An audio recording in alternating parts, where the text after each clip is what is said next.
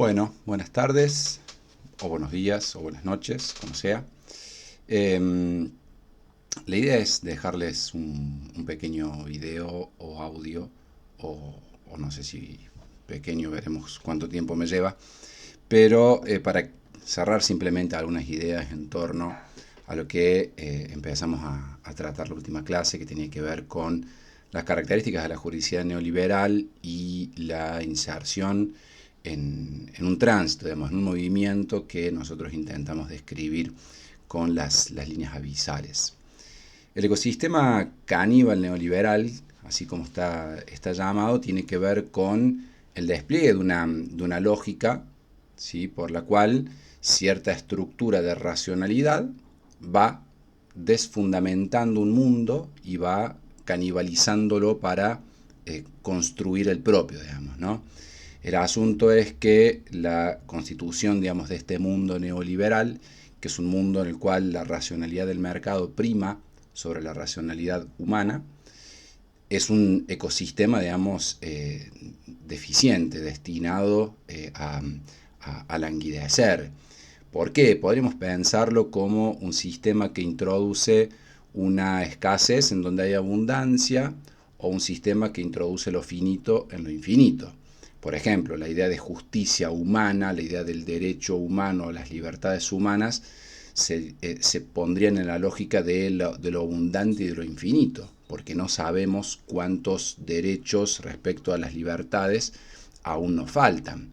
No obstante, la intervención, la introducción de un ecosistema como el neoliberal y la intervención en la racionalidad humana, de la racionalidad de mercado como la organizadora de un sistema de justicia, hace que lo finito se introduzca en lo infinito. ¿Qué quiere decir esto? Lo finito del mercado, es decir, el mercado de intercambios de mercancía, admite solo cierta racionalidad de comportamiento, solo cierta racionalidad de intercambios, solo ciertos elementos, digamos, de las libertades que son ponderables o que deberían ser ponderables para los intercambios. Es decir, introduce lo finito, ¿sí? Por lo tanto, es un sistema que hace deflacionario las lógicas de la justicia humana, de los derechos humanos y de las libertades humanas. Pero ¿cómo podemos dar cuenta de esto? ¿Cómo podemos intentar, digamos, justificar esto? Bueno, por supuesto nosotros lo hacemos vía juridicidad, digamos, vía sistemas que a través de los actos ejecutivos o los fallos judiciales o los sistemas de creación de leyes introducen lo finito en lo infinito, introducen una racionalidad que para ser operativa debe operar, como decíamos también vez pasada, desmontando o destituyendo otros criterios de racionalidad en torno a lo justo, en torno a las libertades, en torno a los derechos, para que su sistema de racionalidad ocupe, digámoslo así, todos los intersticios de aquello que se llama o que damos en llamar los sistemas de derecho. Entonces, bueno, primer asunto a repasar. Hay algo que decir respecto a eso que decimos racionalidad neoliberal. Ya lo venimos diciendo. Que algo sea racional en los términos, o que sea llamado como racionalidad en los términos que lo hacemos en la cátedra, no tiene que ver con una valoración moralmente positiva. La racionalidad tiene que ver con una lógica, ¿sí?, que instituye sus verdades y sus aperturas, digamos, ¿no?, a sistemas de verdad, y con eso intenta colonizar u ocupar aquellas certezas que le informan al ser humano qué es y cómo estar juntos en el mundo, que son las dos grandes preguntas de la filosofía.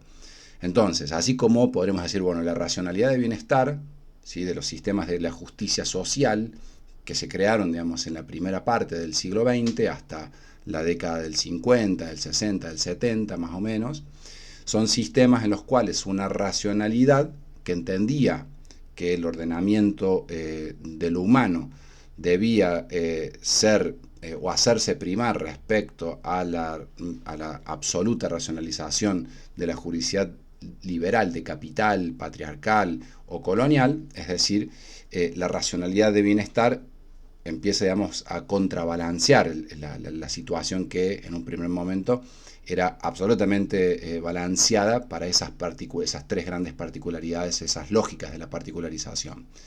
El sistema de racionalidad de bienestar entonces introduce a través de, por supuesto, hemos dicho, movimientos populares, civiles, colectivos, de aquellas fronteras que en las líneas abisales estaban puestas como ilegalizadas o que estaban puestas del otro lado de la línea como alegales o como no ser, que tensan esas líneas, justamente son las que revierten, digamos, la ubicación de las líneas, tanto la línea vertical como la línea horizontal de este lado de la línea, y llevan o empujan a que los sistemas de juridicidad sean más inclusivos, sean más distributivos, sean más equitativos y sean más igualitarios.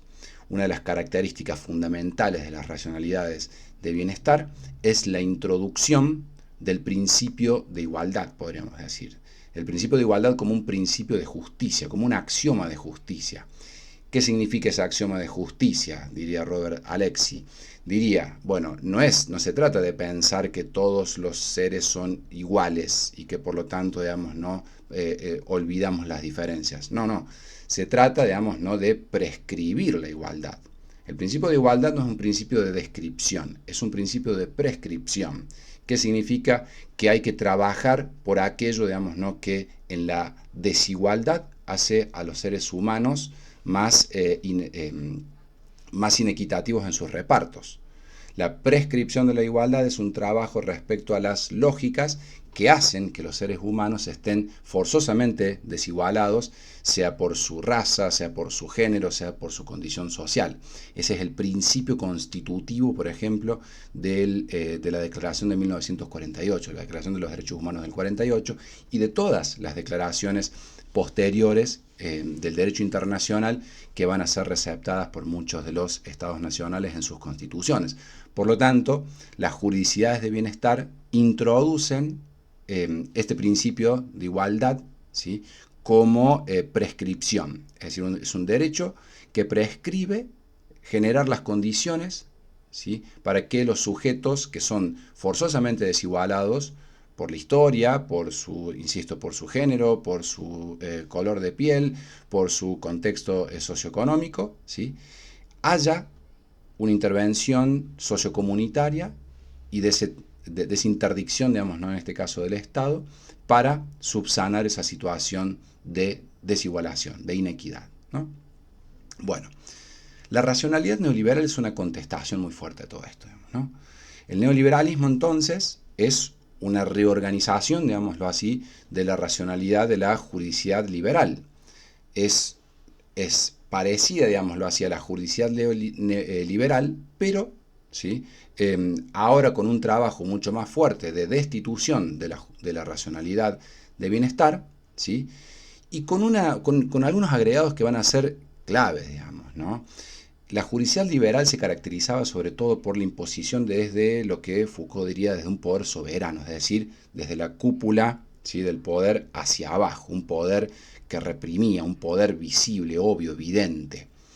La racionalidad neoliberal es algo mucho más complejo porque, como empezó a decir Foucault antes de fallecer en uno de sus últimos cursos, pero como muchos de los investigadores posteriores de la filosofía han advertido, la particularidad de la racionalidad neoliberal es que se capilariza.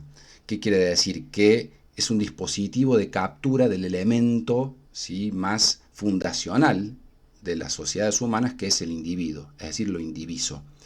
Es un dispositivo que captura la subjetividad, ¿sí?, y que crea un tipo de sujeto, ¿no?, que piense, que desee, que organice su vida individual y que desee que la organización común siga un mismo parámetro. Y este mismo parámetro, ¿sí?, es o va a ser el parámetro de la mercantilización de su vida individual y por lo tanto de la vida colectiva, de la producción en términos, digamos, ¿no?, del desarrollo productivo individual y de la vida colectiva. Pero no cualquier mercantilización, no cualquier productividad, digamos, ¿no?, sino la mercantilización y la productividad destinada a un mercado de capitales. Es decir, hay, se suele decir, dice Naval y Dardot, una sinonimia, ¿sí?, entre la lógica de la empresa de capital, el individuo y el Estado. Es decir, los tres actores, ¿sí?, compartirían o deberían compartir una estructura de racionalidad para que entonces, digamos, ¿no?, el racionalizador de primer orden de esas sociedades sea, ¿sí?, ya esta racionalidad de mercado, es decir, que informe a la unidad más pequeña, que es lo indiviso, el individuo, de cómo ha de comportarse, de cómo ha de desear, de cómo ha de querer vivir en un mundo, digamos, ¿no?, o en el mundo, siguiendo ciertos criterios. Por supuesto que esto no es fácil. Y por supuesto, digamos, ¿no?, para esto va a funcionar el derecho, digamos, ¿no?, como un gran articulador y rearticulador de esta mecánica de racionalidad, como en todas las anteriores, por supuesto. El derecho, siempre lo decimos, no es una cosa sacrosanta, digamos, ¿no? El derecho es siempre un proyecto ideológico político. El derecho siempre es la institución, ¿no?, compleja de un sistema de violencia sobre lo real. Lo hemos dicho también desde el principio. La lógica de complejidad del dodecaedro que nosotros hemos hablado hasta aquí tiene que ver con esto, con entender, ¿sí?, que todo sistema que se plantee como ordenamiento jurídico lo está haciendo a partir siempre de ciertos presupuestos de la racionalidad, del deseo humano, de las lógicas de la acción individual y colectiva, de las formas de vida, etcétera, etcétera, ¿sí? Por lo tanto, lo que le va a caber, digamos, ¿no?, a esta racionalidad neoliberal es entenderla mucho más allá de la economía. ¿Qué quiere decir esto? La racionalidad neoliberal se vincula a los individuos independientemente del cuánto tengan. ¿Por qué? Porque se vincula a lo que dice ahí, a la sujeción del deseo.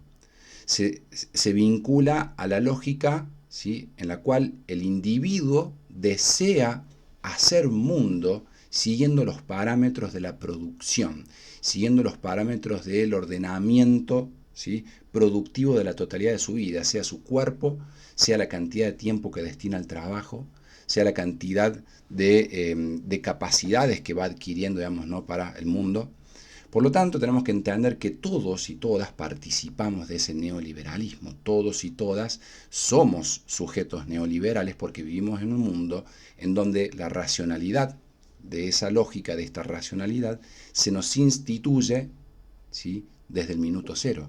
Racionalidades de competencia, racionalidades de cálculo, ¿sí?, calcular qué hacer en nuestras vidas constantemente para tener algo mejor que ofrecerlo, venderle a un mercado, para que eso sea capitalizado luego, que eso a través de un salario, o de una pareja, o de un modelo, digamos, de familia, etcétera, etcétera. ¿Qué le cabe al derecho en todo esto? Bueno, al derecho le cabe, digamos, una función clave. A pesar de ser un epifenómeno, como decimos el derecho, es decir, un fenómeno de segunda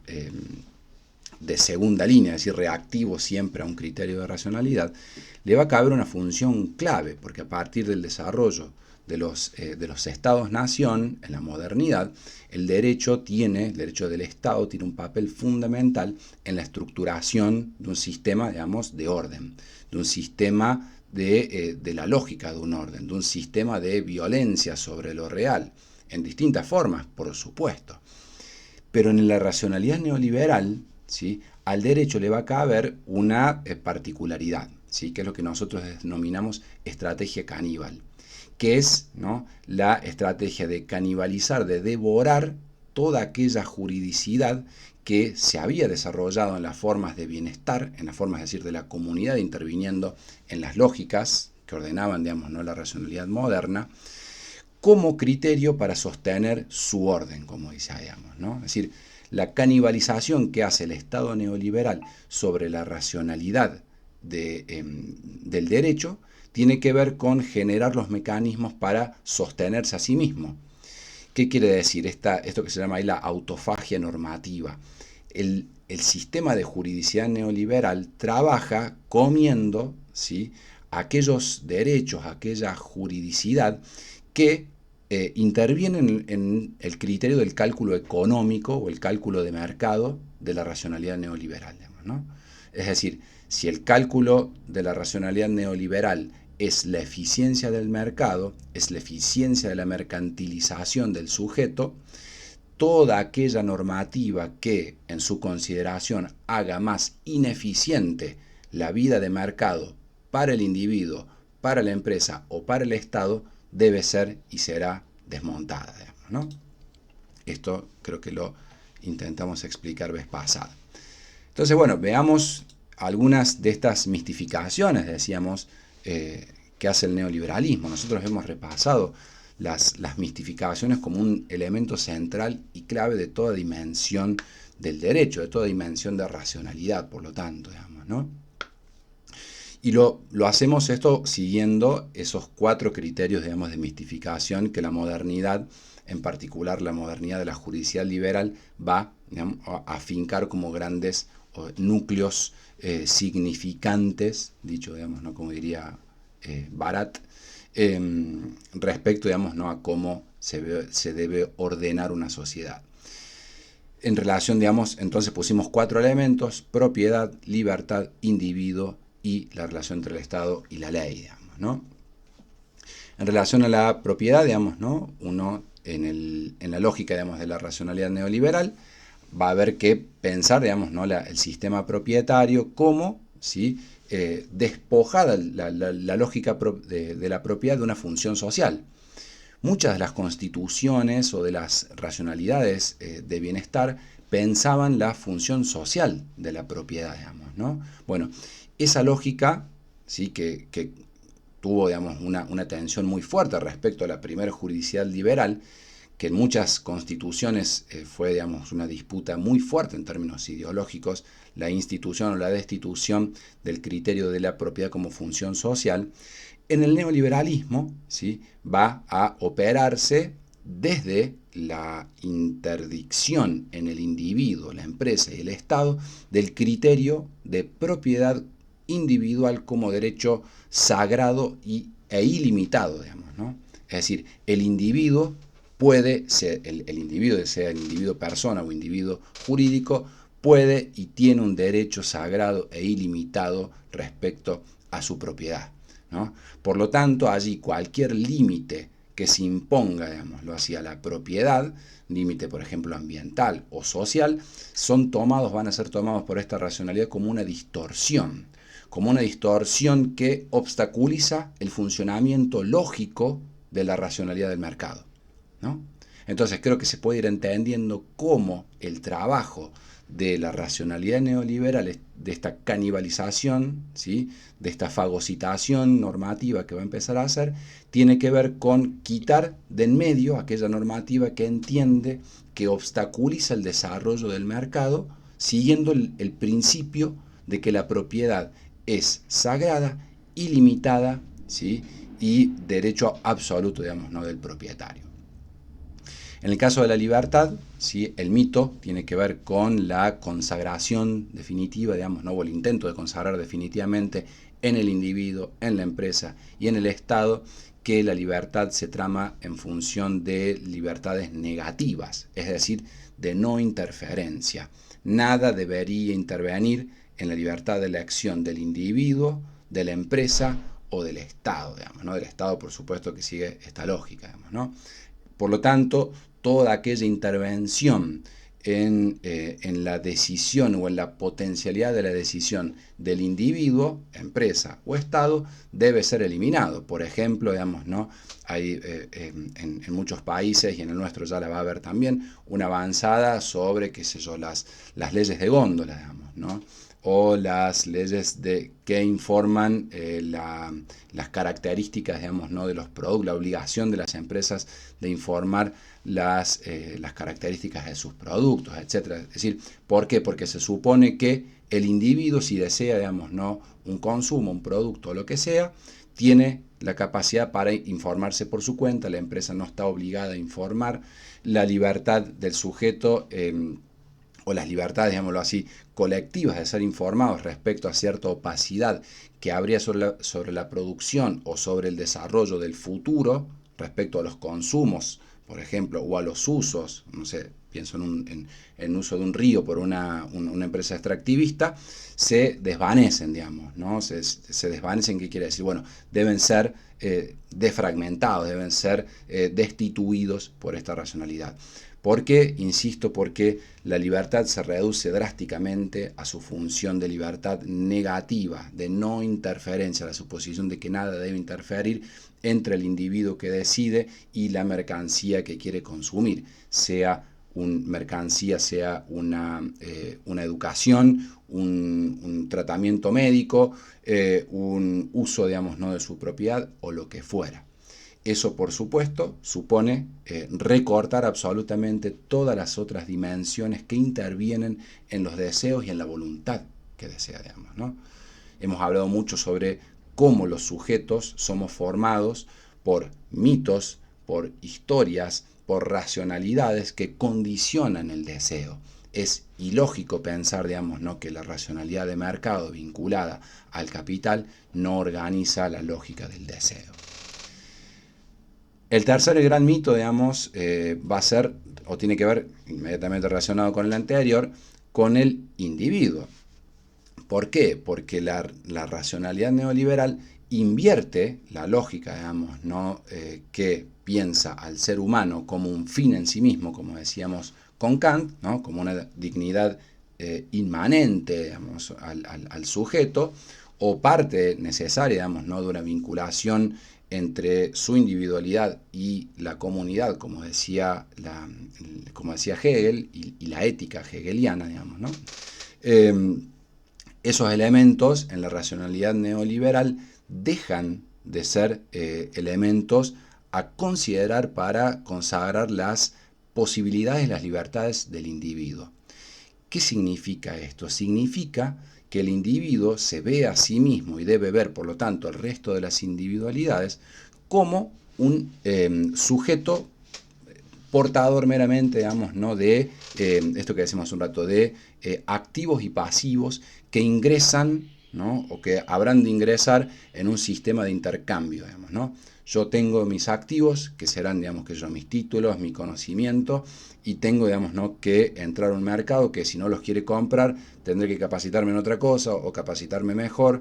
Yo tengo, digamos, ¿no?, mis activos, que son mi fuerza de trabajo, y la ofrezco al mercado por 8 horas. Si el mercado no me la quiere comprar por 8 horas, y sí por 10, tendré, digamos, ¿no?, que ver si puedo o contratarla o no, pero yo tengo la libertad, digamos, ¿no?, de hacerlo.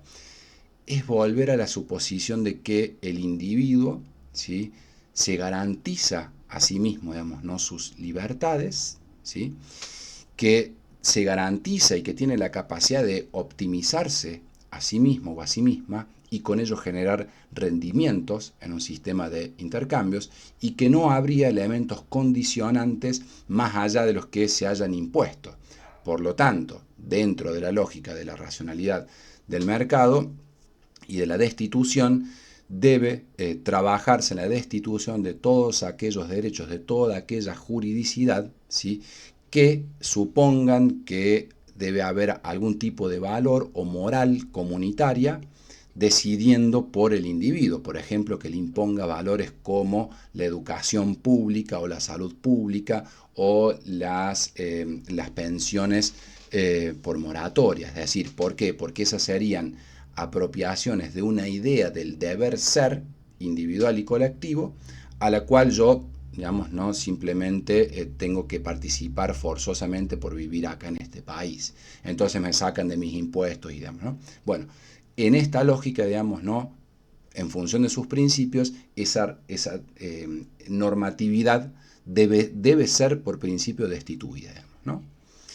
Por último, en relación al Estado y la ley, ¿sí?, el Estado, en esta lógica, digamos, ¿no?, pierde esa función que había sido disputada en la racionalidad de bienestar, pierde ese carácter de mediador ético. ¿Qué significa de mediador ético?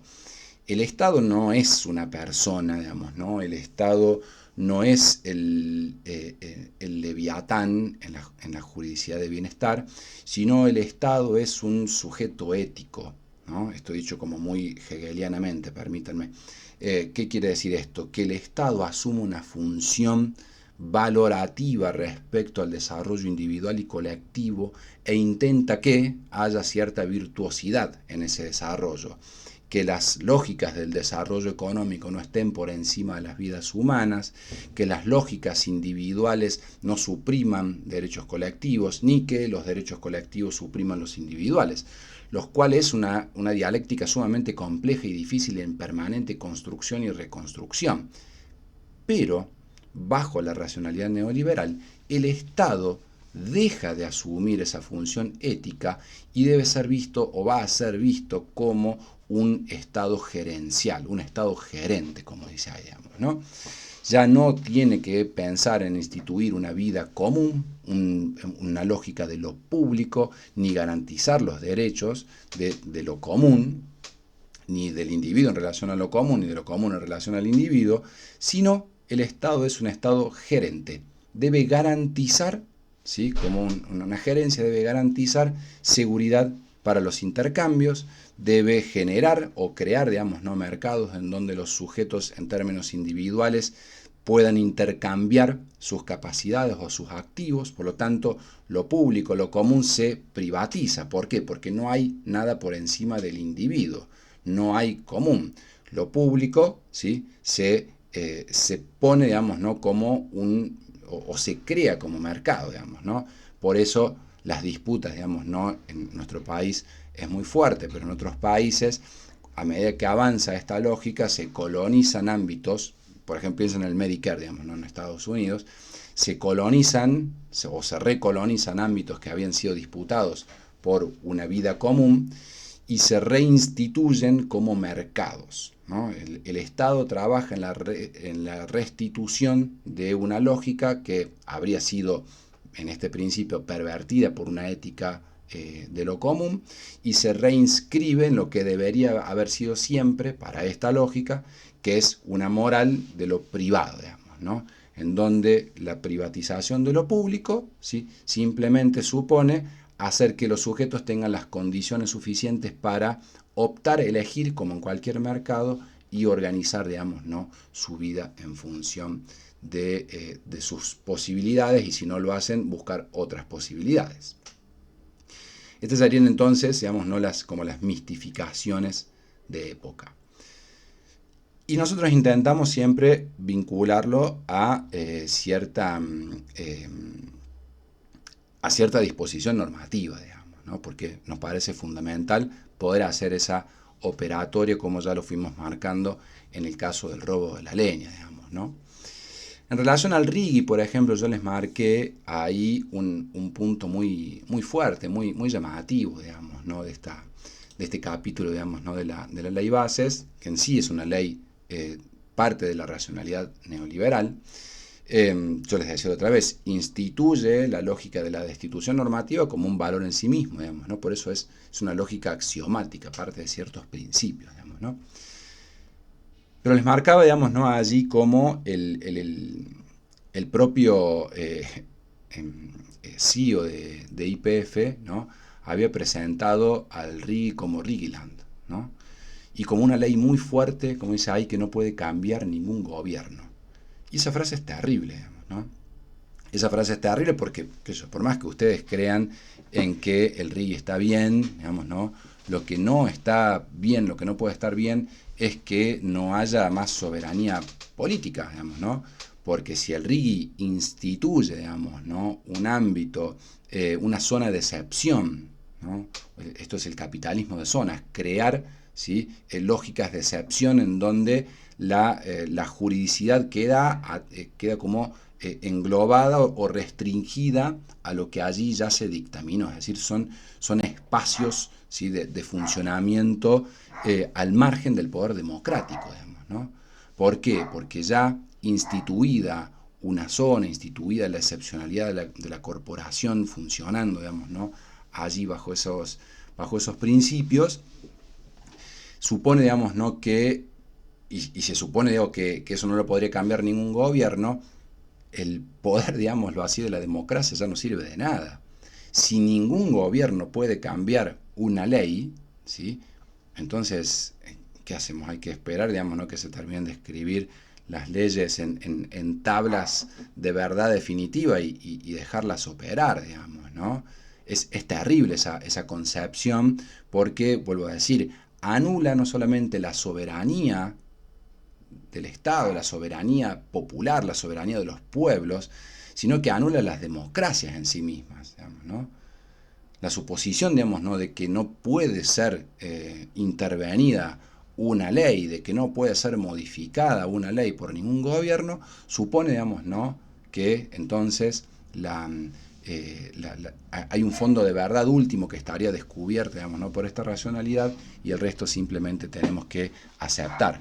Cuando, si hacemos un análisis más serio, digamos, ¿no?, del RIGI y de la ley bases, se puede ver cómo se opera, no solamente, digamos, ¿no?, en los ámbitos del RIGI Land o de la excepcionalidad, sino que desde esa ley se habilita, ¿no?, la afectación, y esto es importante, de la soberanía del Estado, pero también de los derechos económicos y tributarios, ¿sí?, del derecho de daños, del derecho ambiental y del derecho laboral. ¿Qué significa esta afectación de derechos? Significa que, ¿sí?, la ley habilita el trabajo de destitución normativa, de canibalización de todos esos otros ámbitos del derecho positivo, ¿sí?, para reordenar su juridicidad para que responda, digamos, ¿no?, a esta racionalidad neoliberal. El caso del derecho de daños es clave en todo esto, digamos, ¿no? Ya lo vamos a ver ahora a continuación con lo siguiente, digamos, ¿no? Bueno, presten atención a esto, digamos, ¿no? Hay algo, digamos, ¿no?, que se intenta instituir siempre de estas racionalidades neoliberales, que es la apropiación de ciertos significantes, dijimos, como es el criterio de eficiencia, como es el criterio, digamos, ¿no?, de lo lógico, de lo racional, digamos, ¿no? Por supuesto que todos y todas creo que compartiríamos la necesidad de que el Estado, cualquier, digamos, ¿no?, ámbito de funcionamiento de complejidades, digamos, ¿no?, como son los ámbitos de los públicos de lo público y que reciben financiamiento público, sean siempre eficientes en el manejo de sus recursos, digamos. Pero lo que hace, digamos, bien hace el neoliberalismo es imponer ciertos mecanismos que, bajo el criterio de eficiencia procesal, lo que hacen es vaciar el acceso de justicia de poblaciones o de sujetos particulares, ¿sí?, aduciendo, ¿no?, criterios de eficiencia. Y les doy acá 3 ejemplos para pensar. Primero es el artículo 193 de esa ley, digamos, ¿no?, de la ley bases, en la cual, digamos, se sostiene que no pueden establecerse obligaciones de reparación que limiten la rentabilidad esperada de la inversión. ¿Qué significa? Significa que la norma subordina explícitamente la reparación de daños a la lógica del beneficio económico. En el derecho de daños, ustedes, los compañeros y las compañeras de abogacía, lo saben mucho mejor que yo. Lo que se hace, digamos, no es la evaluación, ¿sí?, de un daño y de las posibilidades de reparación de ese daño, ¿no? Lo que se trabaja muy bien en las lógicas neoliberales es la intervención respecto del derecho de daños para que la reparación del daño ya no ocurra con un criterio colectivo, no ocurra con un criterio de fácil acceso al sistema de justicia, sino que justamente se neutralice el acceso a una justicia que repare el daño. ¿Cómo se hace esto? Se hace rompiendo, por ejemplo, las acciones colectivas. Eso es lo que se hizo en Estados Unidos, digamos, ¿no?, y lo que se está trabajando también hace un tiempo en Argentina, a partir del año 2018, si no me equivoco, que se intentó romper con el fallo Alavi, el famoso fallo Alavi, digamos, ¿no? ¿Qué significa esto? Digamos, que por ejemplo, la imposición de cláusulas de arbitraje obligatorio en contratos de adhesión, desde tarjetas de crédito, aplicaciones del teléfono o contratos laborales, supone que, ¿sí?, el arbitraje, en caso de diferendo, en caso de una disputa respecto al uso de mis datos o a la explotación de mi persona, de mi trabajo, o al abuso, digamos, ¿no?, de un sistema financiero bancario, yo me someto al arbitraje individual, es decir, a no concurrir, digamos, ¿no? Por fuera con una acción colectiva, a no concurrir, digamos, ¿no? Con otro criterio de juridicidad colectivo o social, sino al arbitraje individual con la empresa o con la patronal o con el sistema, digamos, ¿no? Del propio Estado. Y esto es terrible porque pone al individuo en relación, ¿no? supuesta de par y paso con la patronal o con la empresa o con la corporación o con el Estado, lo cual en términos, digamos, ¿no? de las capacidades, sí supone una gran ficción, digamos, ¿no? El tercer caso tiene que ver, ¿no? con la causa Mendoza, el fallo Mendoza, digamos, ¿no? contra el Estado Nacional, que es un hito en nuestro país porque marca, digamos, ¿no? respecto a la demanda sobre efectos del uso, del mal uso, digamos, ¿no? de la cuenca del Riachuelo. El fallo de la Corte Suprema lo que hace es no dar lugar, digamos, ¿no? a la presentación del proteccionismo ambiental, sino, digamos, ¿no? a la demanda particular. Es decir, la demanda tiene que hacerla no la persona sobre el derecho ambiental, ¿no? amparándose en leyes del derecho ambiental, sino en términos de la afectación individual que supondría que una empresa contamina el riachuelo.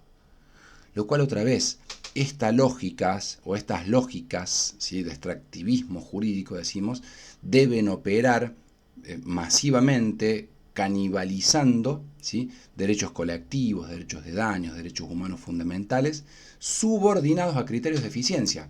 Porque todo esto, digamos, ¿no? la racionalidad neoliberal lo impulsa bajo el criterio de eficiencia. Es mucho más eficiente, ¿sí? y más fácil, más ágil el arbitraje individual, ¿sí? que la introducción, digámoslo así, de la demanda individual o colectiva en el sistema, digamos, ¿no? de derechos de tribunales o para que llegue a la Corte Suprema o a tribunales internacionales, etcétera, etcétera.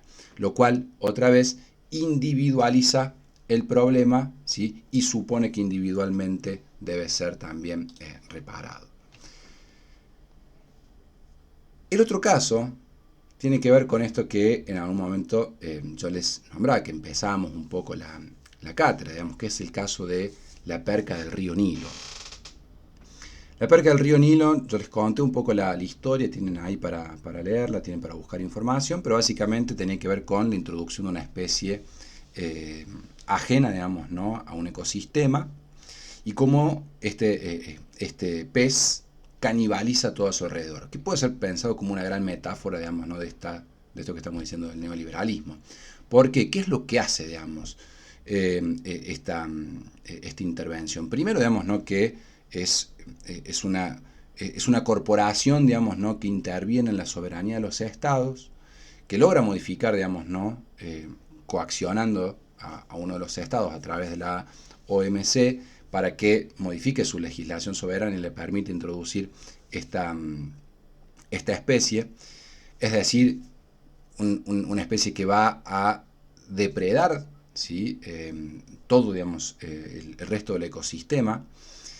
Es una intervención de un sistema normativo jurídico, el de la OMC, ajeno o extraño, digamos, ¿no? al derecho consuetudinario de los pueblos que vivían alrededor del lago Victoria. Eran 3 o 4 países, viven ahí en derredor, que quedan absolutamente devastados, ¿sí? La devastación ecológica es tremenda. El beneficio, digamos, ¿no? de la introducción de la perca es un beneficio corporativo, ¿no? de exportación para mercados ajenos, digamos, ¿no? a esta población. Por lo tanto, digamos, ¿no? lo que ocurre es la destrucción, ¿sí? ecosistémica, pero también la destrucción del derecho consuetudinario, ¿sí? del derecho ambiental, del derecho de daños, digamos, ¿no? porque, otra vez, la corporación que introduce esto en la legislación hace lo mismo que en el RIG, es decir, bueno, frente a algún diferendo, ¿sí? la corporación, si es demandada por alguno de estos estados, la corporación elige el tribunal. Por supuesto que se eligen los tribunales market friendly, que les llaman, digamos, ¿no? Por lo tanto, ¿sí? todo sistema, digamos, ¿no? de derechos de daños queda subsumido a las capacidades individuales de enfrentar a una corporación, sea un Estado en este caso, o individuales particulares que se sientan ofendidos por el daño, digamos, ¿no?, de esta introducción. Por supuesto también derechos vulnerados, los derechos humanos y los derechos de las comunidades de la zona. Un último caso, si quieren, para pensar esto, tiene que ver con las llamadas, digamos, ¿no?, economías de plataformas, ¿sí? En relación a las libertades individuales, no es difícil, creo, para nadie ver cómo la plataformización, digámoslo así, de las libertades y de los derechos laborales es presentada como parte, digamos, ¿no?, de un mito. ¿Cuál sería ahí el mito? Bueno, de que cada uno puede ser dueño de su tiempo, digamos, ¿no?, que cada uno trabaja lo que quiere, que no hay costos, digámoslo así, a pagar a la seguridad social, que también, digamos, favorece las relaciones digamos, individuales entre el individuo y la empresa contratante. Lo cual, digamos, en términos del derecho, y creo, insisto, que acá la gente de abogacía tiene más para decir que lo que puedo decir yo, en términos, digamos, ¿no?, del derecho, supone la reorganización, digamos, ¿no?, del derecho laboral, básicamente, digamos, ¿no? Pero también los derechos de seguridad social, la salud ocupacional, digamos, ¿no? Todo en mor, digamos, ¿no?, de la suposición de esto, digamos, ¿no?, de la suposición de que el trabajador debe asumir, ¿sí?, individualmente los costos y los riesgos, digamos, ¿no? La plataforma, digamos, ¿no?, la economía de plataformas, ¿sí?, extrae, como dice ahí, el valor sin responsabilidad, ¿sí?, sobre el individuo, sobre las condiciones de trabajo del individuo. Es decir, supone la apropiación, ¿no?, esta lógica, digo, ¿no?, supone, digamos, ¿no?, la apropiación de la libertad individual de decidir hipotéticamente, libremente, cuándo y cuánto se quiere trabajar y qué se hará con el resultado, digamos, ¿no?, de aquello, y a la empresa, en términos también particulares, queda absolutamente despojada, digamos, ¿no?, de responsabilidad respecto, digamos, ¿no?, a lo que acontezca. En términos, digamos, ¿no?, del funcionamiento de estas individualidades, es extraordinario. Extraordinario para la lógica, digamos, ¿no?, de la producción, de la productividad y de la economía de la plataforma, digamos, ¿no? Porque acá quedan, digámoslo así, quedan olvidados, quedan perimidos, quedan eludidos, ¿sí?, cualquier otro criterio que tenga que ver con la responsabilidad, ¿sí?, del empleador, con la seguridad social, con la seguridad sanitaria, con los derechos y las garantías, digamos, ¿no?, del trabajo, cosas que costaron muchísimo, digamos, instituir en el derecho laboral, ahora son aceptados, digamos, ¿no?, por todas las partes. Ya no hace falta lo que decimos, no hace falta la imposición desde arriba como en la juridicidad liberal, sino que ahora son pedidos desde abajo hacia arriba. ¿Y por qué, digamos, uno podría cuestionar eso si es pedido, digamos, ¿no?, por los individuos? Bueno, porque eso supone el desmantelamiento, digamos, ¿no?, de cualquier todo otro horizonte, digamos, ¿no?, de libertades individuales y colectivas también, digamos, ¿no? No es solamente un problema de la libertad individual para decir cuántas horas trabajo, sino que eso supone generar, digamos, ¿no?, desigualdades de origen para los sujetos que son o históricas o que están atadas a las competencias o a las capacidades o a las posibilidades históricas de los sujetos, digamos, ¿no? Es más complejo el asunto que simplemente la enunciación de que se trata de una libertad individual. Entonces, en términos de nuestra juridicidad abisal, lo que nosotros queremos advertir acá es que se puede ver, ¿sí?, o queremos hacer ver cómo esta juridicidad neoliberal reorganiza las dimensiones abisales. Nosotros hemos dicho, ¿sí?, decimos ahí también en algún texto, que la juridicidad abisal tiene que ver con estas particiones, ¿sí?, que organiza cualquier racionalidad, digamos, ¿no? Una racionalidad organiza una partición ontológica, decimos, ¿no?, cuando divide las zonas del ser y del no ser, ¿sí? Hay una línea ahí demarcatoria que es establecida de modo violento. Esta es la violencia fundante, fundacional, que dice esto es, esto no es, estos son humanos, estos no son humanos, ¿no? Lo hemos visto. Pero eso también funcionaba, dijimos, en las épocas de los totalitarismos, digamos, ¿no? Estos son seres humanos, estos no son seres humanos. Pero también funciona, digamos, ¿no? En nuestro tiempo. Hoy hay guerras, digamos, ¿no? En Medio Oriente, donde unos atacan y dicen, estos son humanos y estos que estamos matando no son humanos.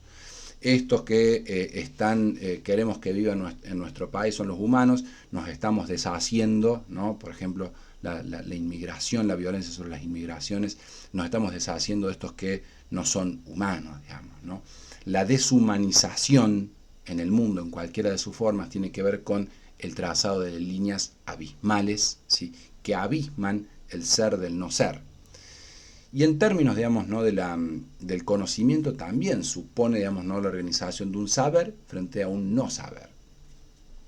Y lo que nosotros decimos, ustedes pueden revisar, hemos hecho, digamos, ¿no? El tránsito de las particiones abisales en la juridicidad y en la ontología liberal, en la juridicidad y en la ontología de bienestar, y también lo propio en la juridicidad y en la ontología neoliberal, digamos, ¿no? ¿Por qué ontología? Porque plantea una línea, ¿sí? Sobre lo que es y lo que no es. El ser siempre está vinculado en el neoliberalismo al mercado. El no ser es toda aquella racionalidad en la cual lo humano, ¿sí? Sea ponderado, digamos, ¿no? En primer orden, digamos, como racionalizador de primer orden.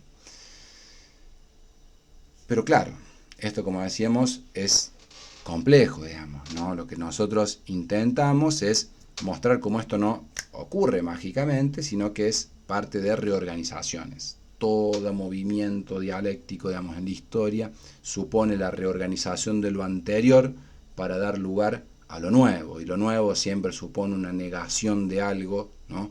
Dejarlo en stand-by, digámoslo así, dejarlo suprimido para que cierta lógica y cierta violencia sea conservada.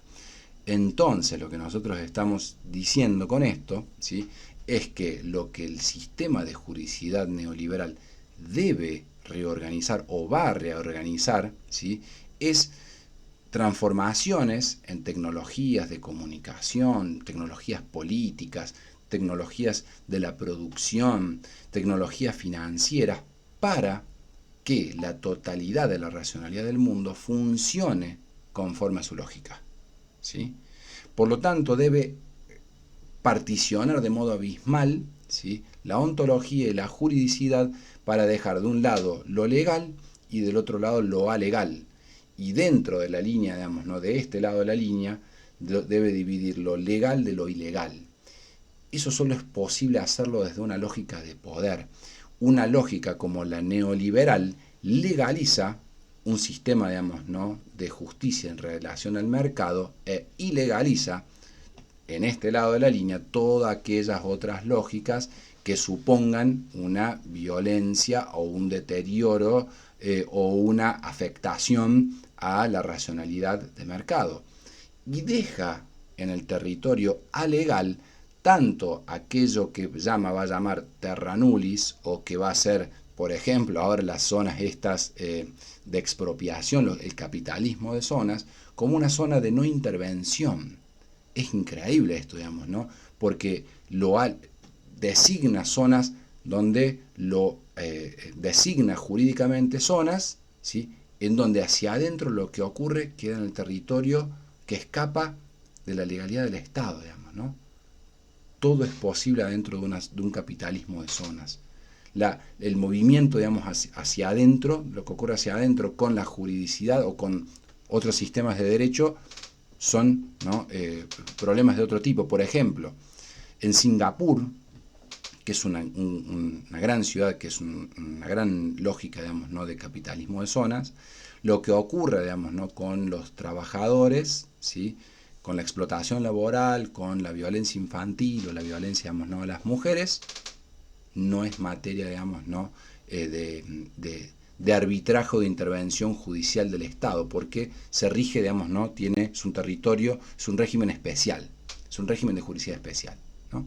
Esto es increíble, digamos, ¿no? Bueno, para ir terminando, ¿sí? Agregarles algunas cositas. Hemos hablado también mucho de los suplementos. Nosotros decimos que toda lógica, toda racionalidad, digamos, ¿no? particular suplementa lo universal, ¿sí? Después de la modernidad, lo universal está allí, lo que hace, digamos, a posteriori toda racionalidad es intentar suplementar lo universal con su particularidad, es decir, hacerla hablar como si fuera lo universal cuando es en realidad particular, digamos, ¿no? Por ejemplo, los derechos humanos, la sanción de los derechos humanos del 48, fueron en su momento disputados, digamos, no en su universalidad, no solo por las racionalidades de mercado, sino por racionalidades comunitarias que sostenían, digamos, ¿no?, que esa universalización era occidental, blanca y masculinizada, digamos, ¿no? Por lo tanto, la ampliación desde el principio de igualdad supuso, digamos, ¿no?, empujar esa universalidad del 48 hacia nuevas dimensiones de universalidad, ¿sí?, con la avanzada sobre los protocolos contra la violencia de las mujeres, para protección de las infancias, contra la prevención, contra toda forma de genocidio, ¿no? Por lo tanto, esas son ampliaciones, tengo un perro que está ladrando, son ampliaciones contra digamos, ¿no?, a favor de la dimensión de la universalización. Pero lo que va a distinguir al neoliberalismo es que a ese criterio de universalización ascendente, digámoslo así, el neoliberalismo supone un principio de captura, ¿no?, bajo la particularidad del mercado, ¿no? Por eso la situación de mercado intenta volverse a la racionalidad total, intenta homogeneizar, ¿sí?, la estructura de lo real bajo sus principios. Eso sí es entonces un principio de igualdad meramente descriptivo. Supone la igualdad de todos los sujetos, de todos los actores en competencias y ya, ¿no? Por lo tanto, digamos, ahí hay algo que queda olvidado, que es la prescripción de la igualdad, como decíamos, ¿no? Que eso es lo que sí hacen la racionalidad de los derechos humanos en términos universales, digamos, ¿no? Cuando prescriben la igualdad, es decir, una acción, ¿sí?, que revisa aquello que desiguala, ¿no? El neoliberalismo olvida eso y suplementa, ¿no?, con esta supuesta homogeneización ficticia de la competencia. Por otro lado, otra característica de su suplementación, ¿sí?, es esta apropiación, digamos, ¿no?, de la institucionalidad del Estado para romper, ¿sí?, desde adentro, digamos, ¿no?, toda aquella rémora o todo aquel elemento, digamos, ¿no?, que desvirtúe, ¿sí?, la posibilidad de la circulación de las mercancías en este mercado, subordinándolo, digámoslo así, siempre a la racionalidad del mercado. La colonización de la soberanía, es esto que hemos hablado, digamos, ¿no?, como la desregulación, el criterio de desregulación y de desresponsabilización del Estado, ¿no? Esto es la desfundamentación del derecho de daños, ¿sí? Y por último, digamos, ¿no?, la desincentivación de lo colectivo, digamos, ¿no? ¿Qué significa esta desincentivación de lo colectivo? Ya no se toma o no toma, digamos, esta racionalidad la constitución de un espacio por encima de lo indiviso, digamos, ¿no?, del individuo, la empresa o el Estado como Estado agente, un Estado agente inmobiliario, como vimos con el RIGI, sino, digamos, ¿no?, que ya bajo estas lógicas, digo, no habría, ¿sí?, un criterio por encima, es decir, no habría un criterio de lo colectivo. No habría un criterio que pueda pensar esa idea de lo colectivo y de lo común, a lo cual lo individual o el individuo se debería, porque siempre lo colectivo, sostienen, sería definido desde alguna perspectiva de lo colectivo.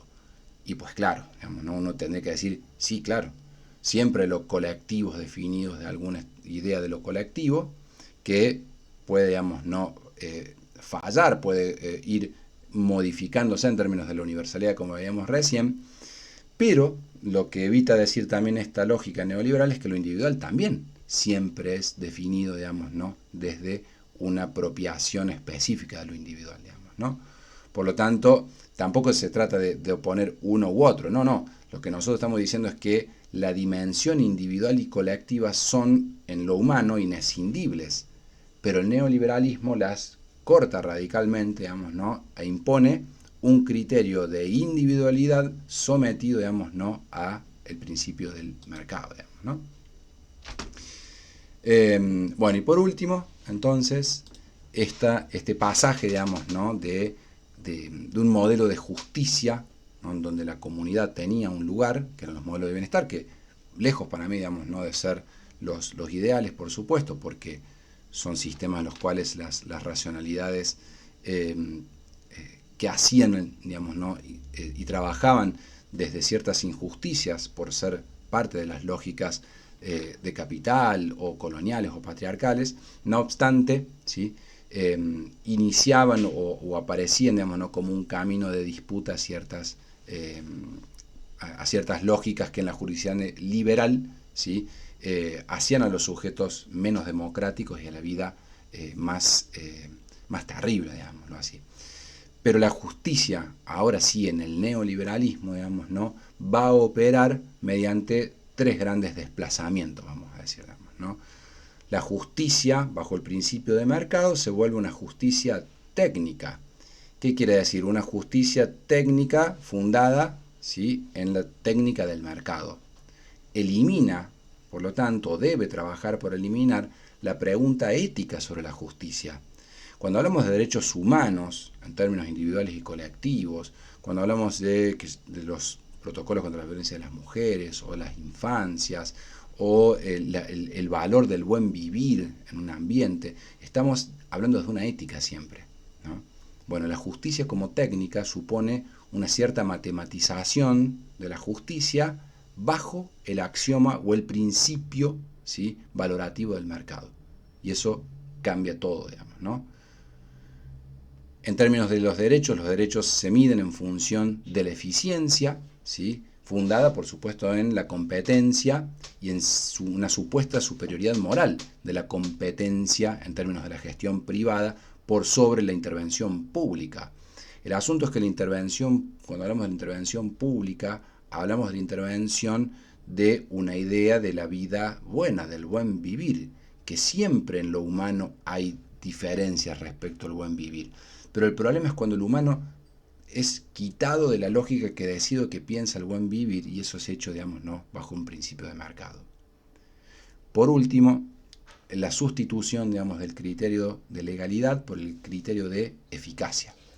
La apropiación del criterio de eficacia, sí, que supone la neutralización de toda aquella otra lógica que suponga o quiera hablar de lo colectivo, va a suponer, digamos, no atar la legitimidad del derecho, ¿sí? a todo aquello que neutralice lo colectivo. Lo cual hace, digamos, ¿no? y hay que pensarlo, creo, así, lo cual hace que los actores jurídicos, los actores del derecho, del lugar que sean, vean absolutamente reducida su posibilidad de participar en el ámbito mismo del derecho, digamos, ¿no? Porque si el derecho queda capturado como técnica económica, si el derecho queda reducido como norma de reconocimiento a ese etos de la competencia y de la gestión privada, bueno, todos aquellos y todas aquellas que no puedan competir bajo esos presupuestos o que no alcancen los lugares que hay para competir bajo esos presupuestos, no tienen nada que hacer en el sistema de justicia. Lo cual elitiza, lo cual minimiza, lo cual fragmenta y lo cual desvirtúa, ¿no? la justicia humana, ni más ni menos. Bueno, hay otras cosas para decir, pero creo que es suficiente. Es muy importante entonces que comprendan las dimensiones que abarca la juridicidad neoliberal. Es muy importante que comprendan la lógica del movimiento dialéctico en términos de las líneas abisales. Es muy importante que comprendan las afectaciones a la dimensión de la justicia en términos universales que supone esta racionalidad, ¿sí? Y muy en particular digo esta racionalidad porque es, insisto, su gran novedad es su canibalización, ¿no? de la juridicidad en términos del humano, ¿no? La canibalización del humano, del sistema de derecho, supone la extinción del criterio de humanidad o de humanización para pensar lo justo, ¿no? Si eso se reemplaza por el criterio de competencia en un mercado que supone intervenciones por capacidades individuales, pues bien, estamos en un sistema de derecho en el cual, digamos, ¿no? El criterio de justicia está atado, digamos, ¿no? al buen funcionamiento del mercado, independientemente de lo que ocurra con lo humano, ¿no? Bueno, eso hasta por acá.